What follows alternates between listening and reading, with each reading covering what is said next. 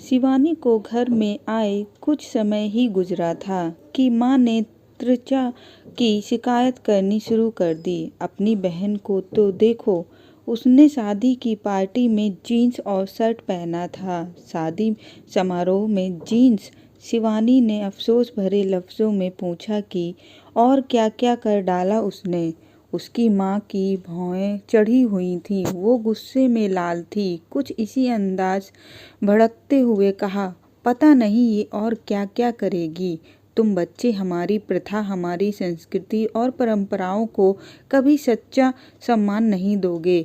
मुझे अपनी बहनों की ओर से कभी आदर सत्कार नहीं मिलेगा। वे हमेशा मुझे ताने मारती रहती हैं कि मैं तुम दोनों का पालन पोषण करने में किस तरह से फेल हो गई हूँ। माँ, आपको नहीं लगता कि इस बारे में बात करें तो अच्छा रहेगा? शिवानी बोली, मैं बहुत थक गई हूँ।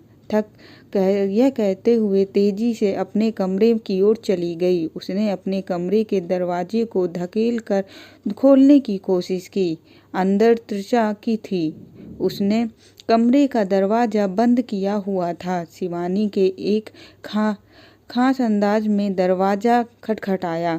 उन दोनों के बीच में यह दरवाजा खुलवाने का एक सीक्रेट था। चटकनी खुलने की आवाज़ के साथ ही दरवाज़ा खुला और उसकी बहन ने उसे अंदर आने दिया।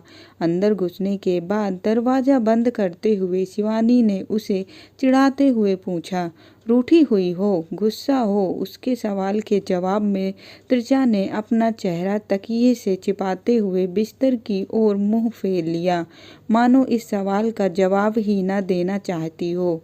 शिवानी त्रिजा के पास ही बिस्तर पर लेट गई और लंबी सांस लेते हुए उसने पूछा, क्या तुम बाहर जाकर कुछ खाना चाहती हो?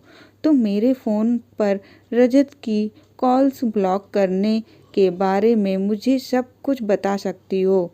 त्रिजा ने तकिए के नीचे से ही झांका और कहा, आप ही ने तो बताया था कि आपने रजत से कहा था कि आपको अकेला छोड़ दे। वह फिर भी आपको तंग कर रहा है और आपने मुझसे कहा था कि आपको कॉल्स ब्लॉक करनी थी नहीं आती है, तो मैंने आपके लिए उसकी कॉल ब्लॉक कर दी। मैंने यह तो नहीं कहा कि मैं नाराज़ हूँ। थैंक्स। त्रिचा को यह सुनकर बहुत आश्चर्य हुआ और उसके मुंह से ओह निकल गया। शिवानी बिस्तर से उठी, अपने हैंडबैग में हाथ डालकर खोजा, मानो छूकर किसी खास सामान को निकालना चाहती हो। यह लाल रंग का एक खूबसूरत ब्रेसलेट था। इसके बीचों बीच एक मोती जड़ा हुआ था। देखने में ये राखी यानी रक्षा सूत्र लग रहा था। उसे निकालकर अपनी बहन से कहा, मेरे पास मेरे लिए कुछ खास है। यह सुनते ही त्रिचा उत्सुकता से भर आई।